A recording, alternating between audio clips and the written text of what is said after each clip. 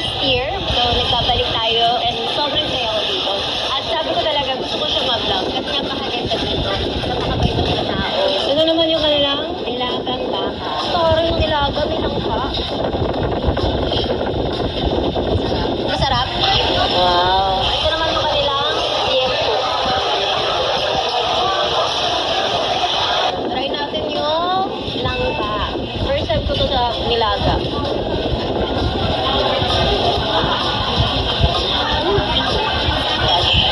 Kakaiba.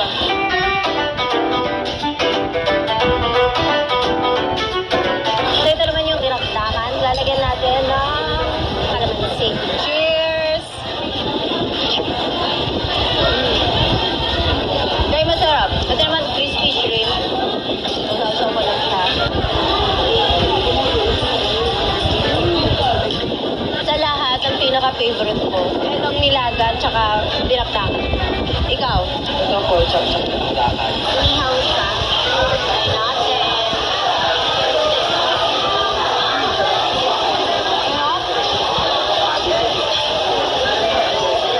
Ito na isa sa top 3. Hindi ako may sobra-sobra kasi may pagkain pa kami mamaya. At wala naman masasayang kasi i-share naman natin. Magkano po? Ayan, tayo po yan. Thank you. Ikot-ikot naman tayo para mamigay ng cellphone sa mga followers. After nun, pupunta naman tayo sa kanilang river. Ako, paano yung mga pangingisda sa iba't ibang mga lugar? Doon dito, yung mga nakikita niyo mga square, doon naman ang galing ang mga talaba. So dito nila kinukuha. Ngayon lang ako nakakita ng ganun dito. Grabe, ang laki ng kanilang lambat. Mga isda na nakukunin nila dito is isaw. Sa atin naman ay tawag sa kanya ay panap. Kain tayo, grabe. Ang sobrang ganda ng view, sobrang ganda ng hangin.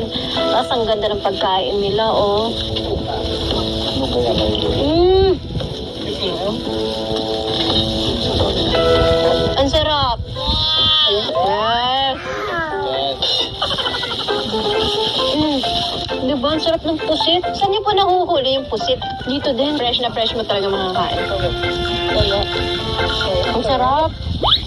You rate mo 1 to 10. Jen. Sangkat mo na lahat.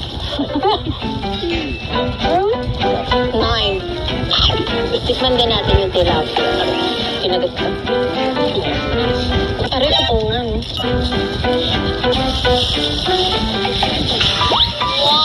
Oh,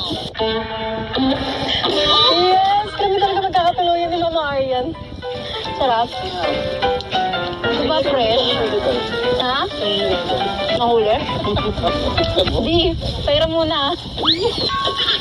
ito muna, Lili. Number 1 talaga ang Papi sa mga seafood. Sobrang fresh, sobrang sarap. Kung mahilig ka sa seafood, I'm sure mag-i-enjoy kayo dito. Napakaganda. Ano na, rating mo? 9. Hindi to sponsor, hindi to libre, pero sarap. Ito yung ginagawang bintana ba? Bintana mo, scallop? Yan. Ito po yung parang ginagawang bintana po. Hindi po ito. Skala ng bintana niya, ayun, gawa sa scallops. Ano po yung ginagawa sa bintana?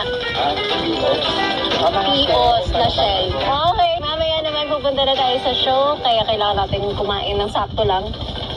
Okay, babayad na kami. Ito yung bill namin para may idea kayo sa mga prices. Paano po yung boat? Depende po sa hour. 15,000. Thank you. Or sa inyo, thank you po. So, ayan, kung pupunta kayo, alam niyo na.